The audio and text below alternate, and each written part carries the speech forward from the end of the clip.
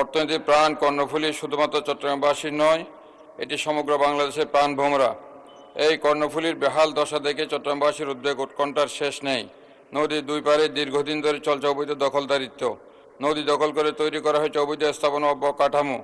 এর ফলে নদীর স্বাভাবিক গতিশীলতা ও প্রবাহে প্রতিবন্ধকতা তৈরি হয়েছে, যার কারণে কর্ণফুলী ভরাট হয়ে যাচ্ছে ক্রমশ। এছাড়াও মানবসৃষ্ট দূষণ ও শিল্প কারখানার বর্জ্য, প্লাস্টিক, পলিথিনের স্তর জমে নদীর তলদেশ ভরাট হয়ে গেছে, যা নদী এবং নদীর জীববৈচিত্র্যকে চরম হুমকির মুখে ফেলেছে ও মাছের প্রজাতি বিলুপ্ত হচ্ছে। ধারণা করা হচ্ছে নগরীর 37টি খাল ও নালা থেকে প্রতিদিন কয়েক হাজার টন বর্জ্য কর্ণফুলীতে পড়ে। এ নদীর প্রতি দায়িত্বশীল হওয়া এবং নদীকে জীবন্ত রাখা দেশের সমৃদ্ধির জন্য অত্যন্ত জরুরি। তাই চট্টগ্রামের প্রধান নদী কর্ণফুলীকে বাঁচাতে অবৈধ স্থাপনা উচ্ছেদ, বর্জ্য শোধনাগার স্থাপন সহ আইন প্রয়োগকারী সংস্থাকে কঠোর হওয়া এবং জনসাধারণের মধ্যে সচেতনতা বাড়ানোর কার্যকরী পদক্ষেপ নেওয়া জরুরি।